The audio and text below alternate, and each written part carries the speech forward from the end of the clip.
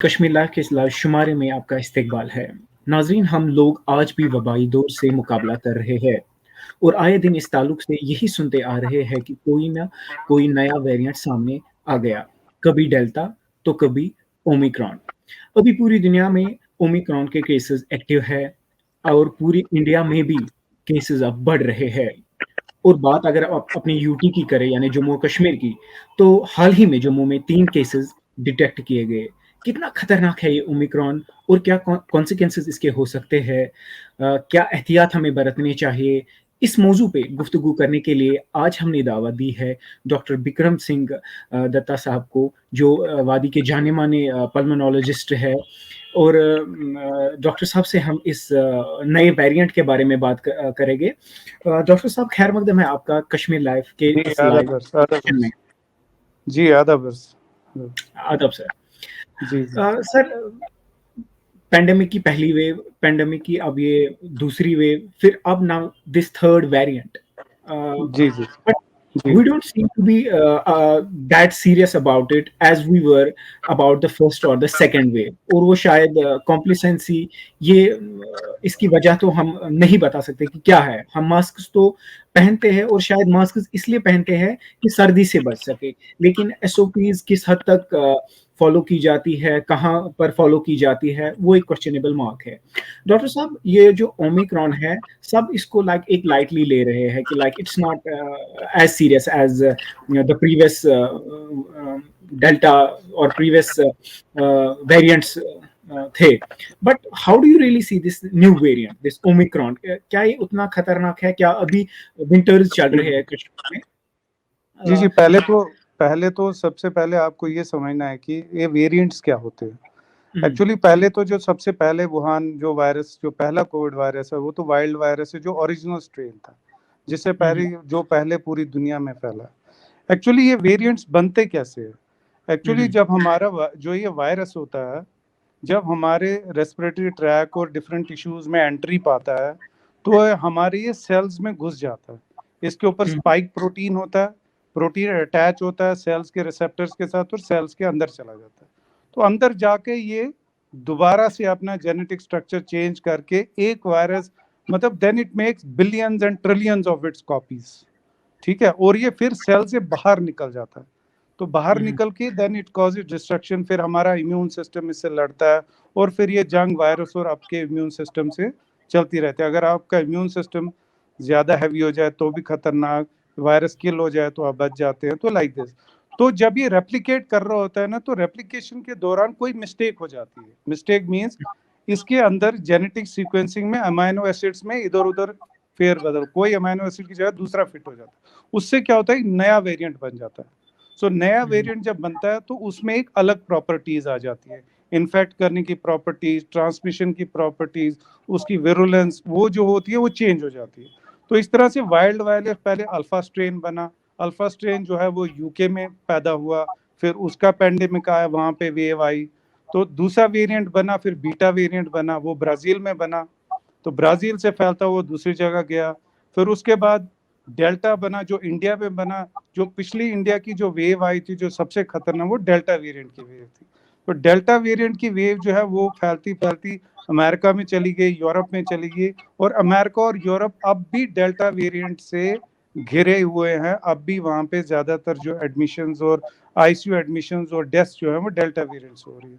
तो इस बीच जो पहला केस ओमिक्रॉन का डिटेक्ट किया गया वो बोट्सवाना में डिटेक्ट किया गया 13 नवंबर में। और ये कहा जाता है ये किसी एचआईवी पेशेंट के अंदर ये वायरस बहुत देर स्टे किया, तो इसने अपने आप को चेंज करके एक नया वेरिएंट बनाया।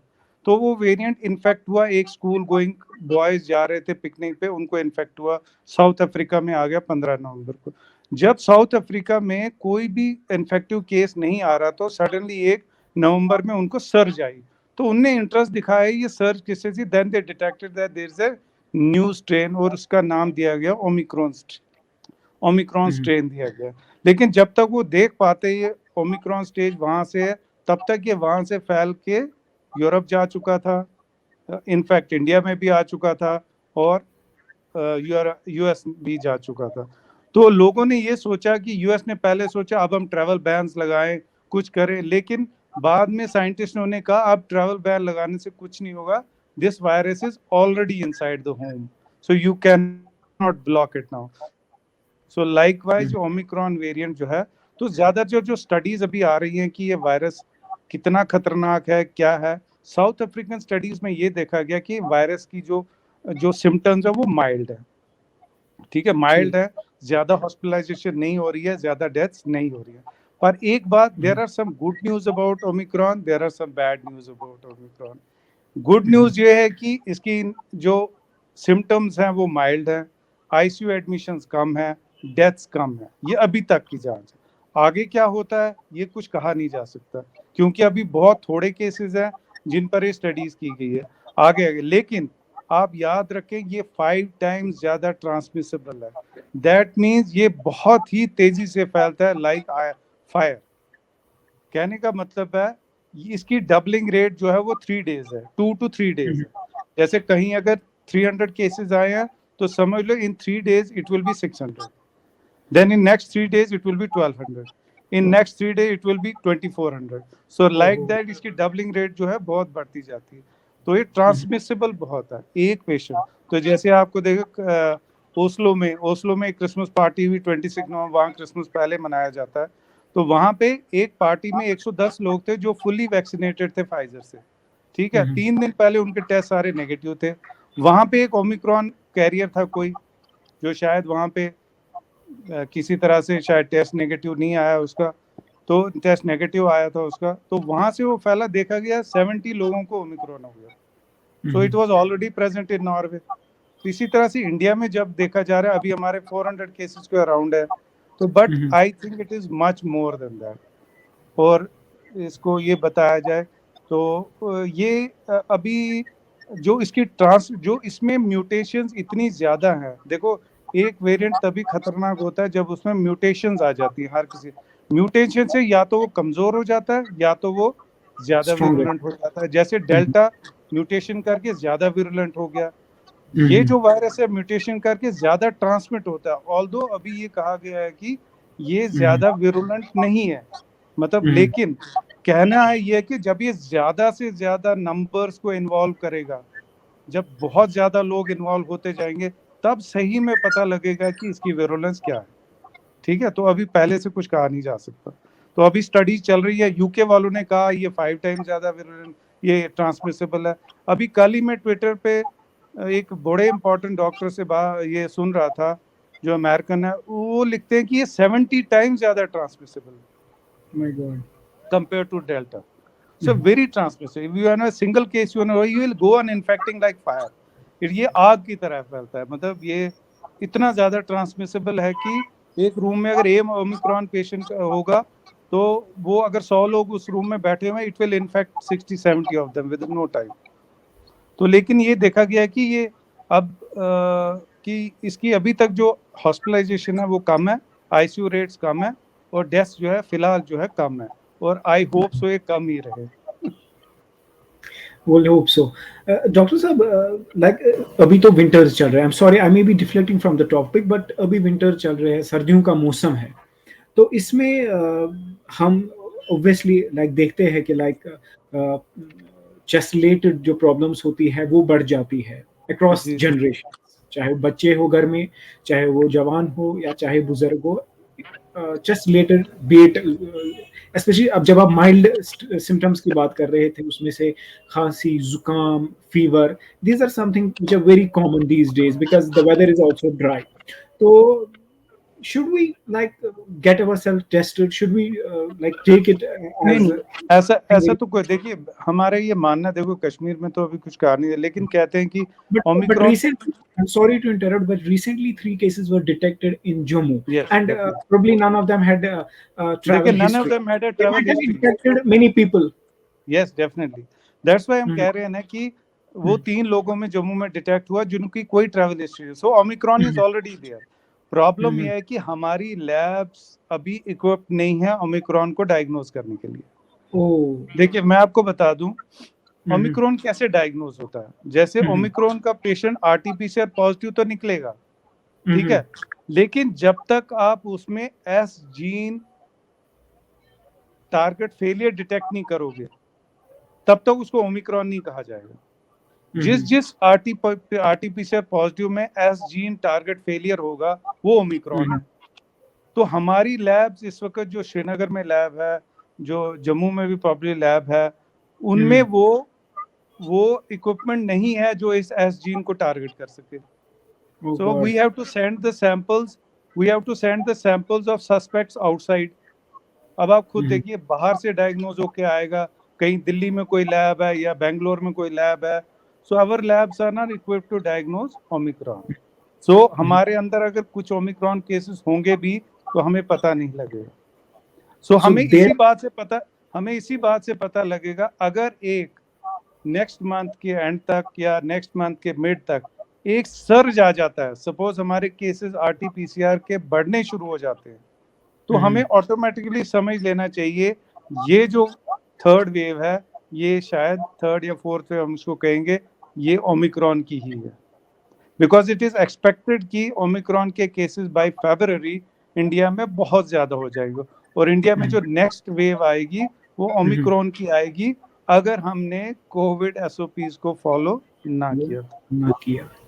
अब डॉक्टर साहब, इसमें सवाल है जो हमारी टेस्टिंग लैब्स है, जैसा कि आपने बताया, they are not equipped to detect this variant. Now the point is कि जितना टाइम हमें इन सैंपल्स को बाहर भेजने में लगता होगा, उस दौरान is it possible like we are already in the phase of community transmission? नहीं, अभी तो कुछ कहा नहीं जा सकता। अभी हमारा जो अभी जो लैब्स डायग्नोज कर रही है, हमारे में इतना केसेस पॉजिटिव नहीं आ रहे हैं।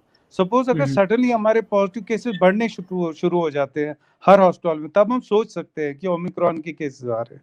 लेकिन अभी कश्मीर में वो सिचुएशन नहीं है, ठीक है। और रहा तक टेस्टिंग के लिए हो सकता है गवर्नमेंट कुछ ऐसे मेजर्स ले, वो वाला इक्विपमेंट भेज दे या वो मीडियम भेज दे जिससे हम जल्दी, क्योंकि government is also preparing itself for Omicron crisis. बात हो रही है सेंट्रल लेवल पे भी, स्टेट लेवल पे भी, कि आगे क्या करना है। तो government is also discussing about vaccine boosters. तो आगे तो ऐसे कदम तो जरूरी उठाए जाएंगे कि हर उस लैब को इक्विप किया जाए जो ओमिक्रॉन को डायग्नोज कर सके। अभी कश्मीर में ऐसा कुछ संकट नजर नहीं आ रहा है फिलहाल, एज ऑफ नाउ।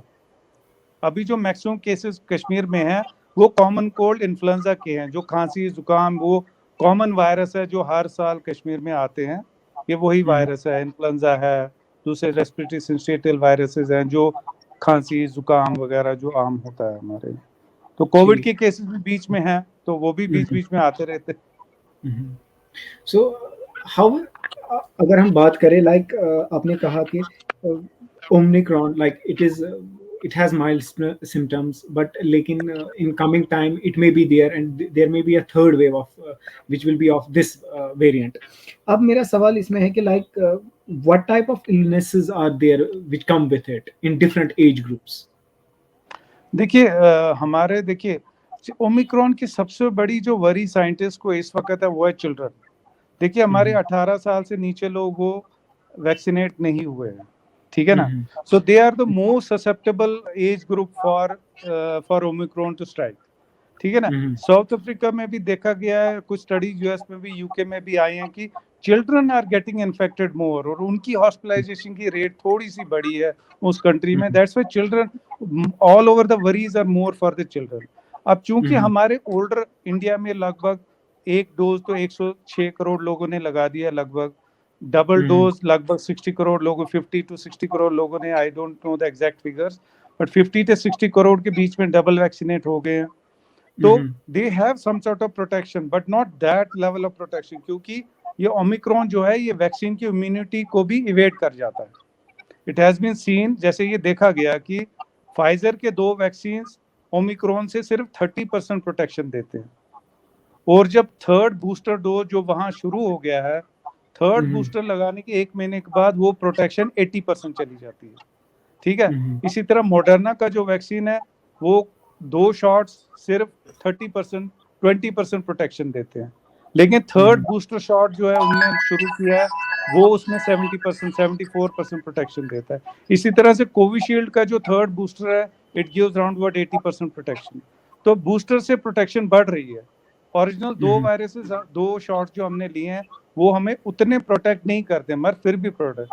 अब चूंकि हमारे कोविड इन्फेक्ट भी बहुत हुए हैं, तो जिनको इन्फेक्शन हुआ है और जिनको एक भी वैक्सीन लगा है वो भी ओमिक्रॉन के थ्रेट से लगभग थोड़े बहुत बचे हुए हैं। उनको भी, जिनको, आप सुने मेरी बात, exactly what I want to say, कि जिनको कोविड का इन्फेक्शन हुआ है और अगर एक भी शॉट वैक्सीन का लगा है, they are better protected than unvaccinated people.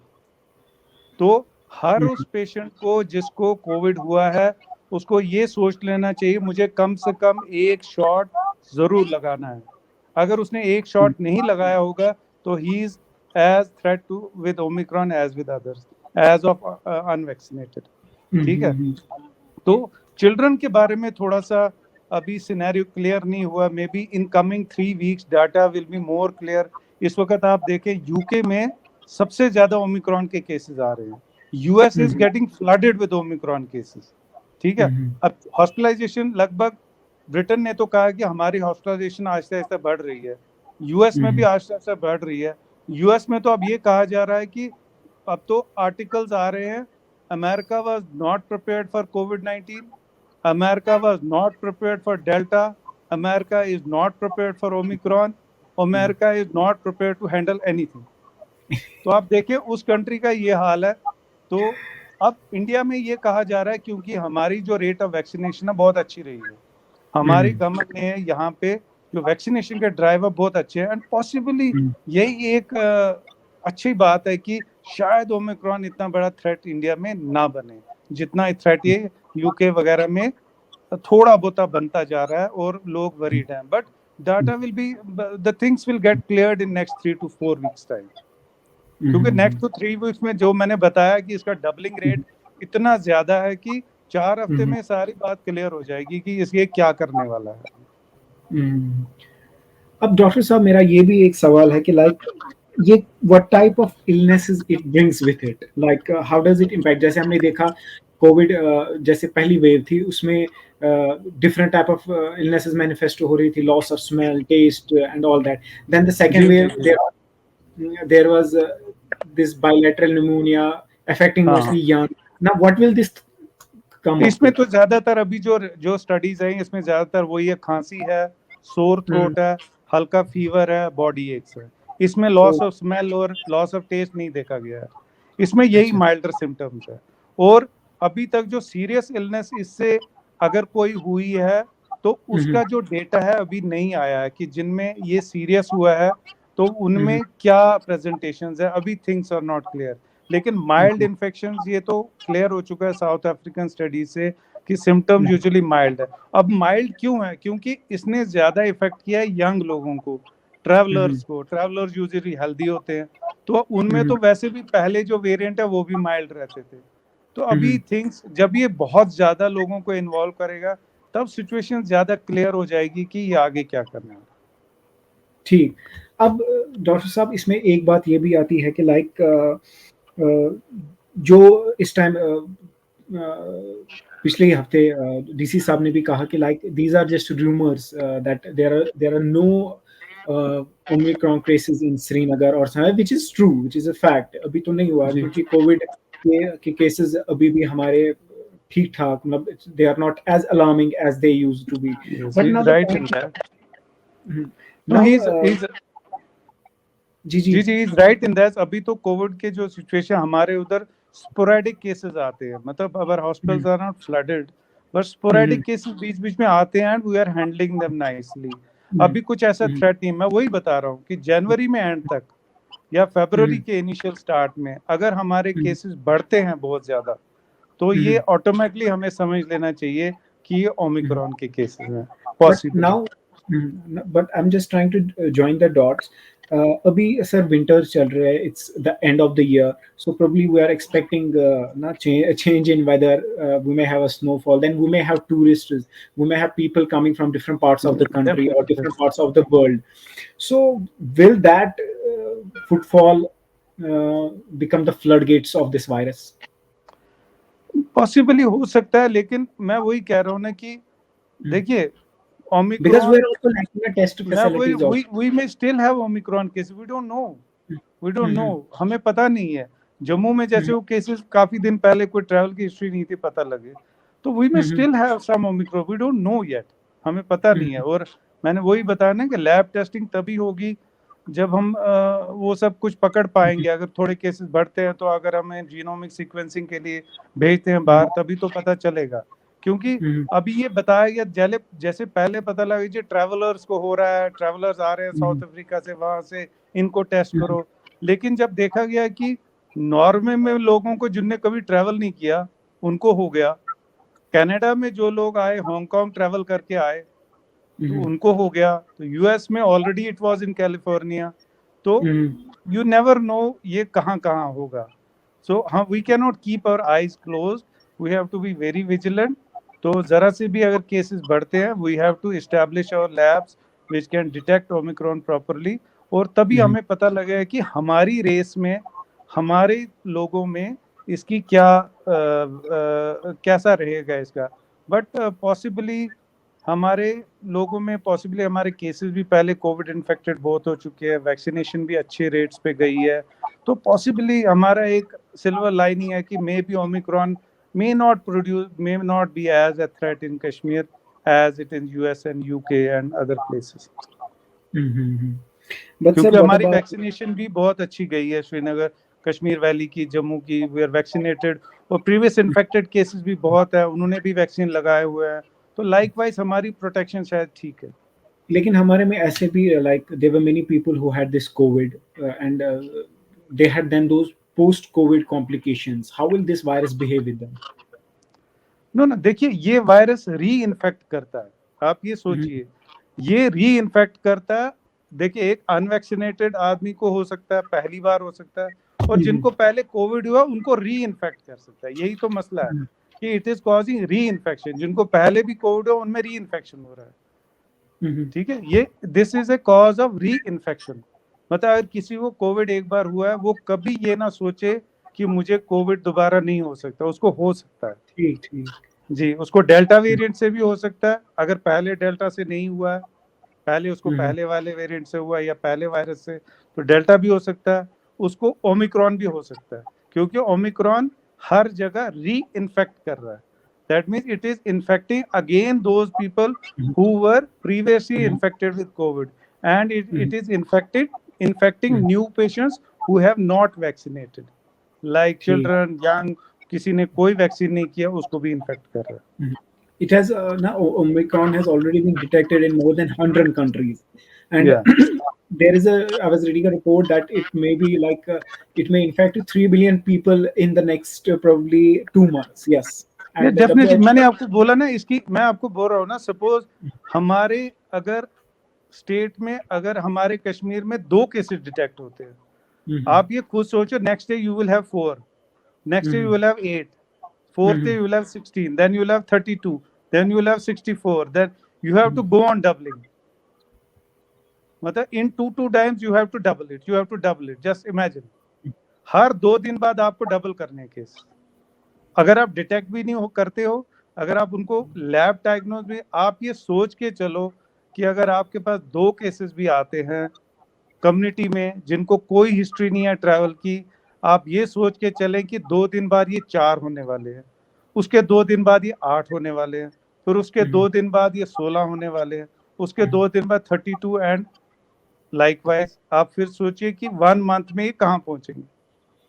अब सवाल एक इम्पोर्टेंट है ये कि how can we prevent ourselves from it? Is it the same? Yes, that is excellent how we have to prevent. Please अब टाइम आ गया कि अगर आपको ओमिक्रॉन थ्रेट से बचना है, या इनफैक्ट अभी हम डेल्टा थ्रेट से भी बाहर नहीं निकले हैं, डेल्टा इज इन्फेक्टिंग ऑल, अभी जो सीरियस पेशेंट जितने भी आ रहे हैं वो डेल्टा वेरिएंट के हैं, अभी तो डेल्टा से बाहर है, तो we have a new at the doors. ठीक है, तो we have to follow Covid appropriate behaviour. देखिए, आप गवर्नमेंट के लिए लॉकडाउन्स लगाना, ट्रैवल बैन्स करना, I don't think now it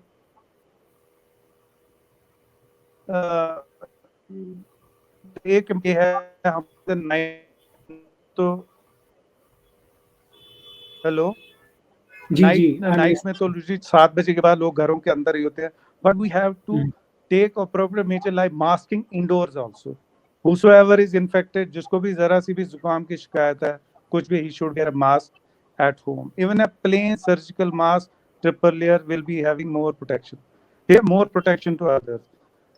जब भी आप किसी ताजियत पे जाएं, शादी पे जाएं, कहीं भी गैदरिंग पे जाएं, मास्क में जाएं, please wear mask. Even a small 2 rupees triple layer surgical mask is very. लोगों ने कपड़े बांध अपनी शॉल से मुंह को ढका होता है, या कुछ यहाँ पे कुछ गर्मी के लिए वो ऊपर आ गया है, वो चीजें लगाने के लिए, गर्मी से बचने के लिए, ये ना सर्दी से बचने के लिए कुछ muffler type, that will not prevent. A simple surgical mask carries enough protective value. जरूरी नहीं है N95 लगाना. Simple 2 rupees surgical mask is protective. खासकर गैदरिंग्स में, और जो भी इंडिविजुअल जिसको जरा सी भी सिम्टम्स है, please he should try not to go in congregation. जहाँ पे जमगट्टा है वहाँ पे वो ना जाए, ताकि वो दूसरों के लिए थ्रेट ना बने. और डिस्टेंसिंग वगैरह तो बहुत मुश्किल है हमारे इधर, बट एटलीस्ट आई वुड ले स्ट्रेस ऑन मास्किंग, बिकॉज जो रूट ऑफ एंट्री है वो हमारा नाक ही है, मुंह और नाक. ठीक है, यहाँ इसको बचाओ. तो if you mask appropriately, there is no threat like COVID. But please gatherings में I would advise my colleague that gatherings में प्लीज मास्क. सिंपल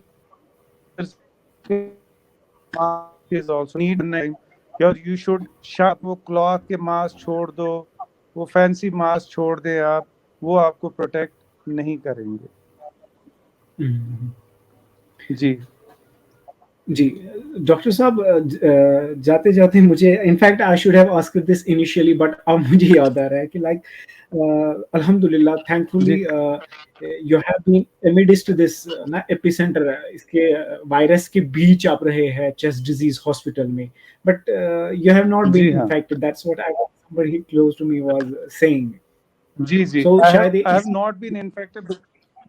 इसकी एक ही रीजन है कि I have never left my face, ये nose and mouth open in hospital any point of time.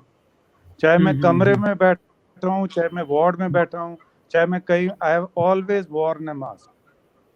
So that is the best protection. और उसी वजह से कोविड नहीं हुआ है.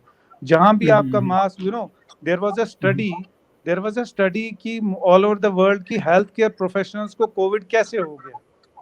So it was seen that they never got COVID during work hours.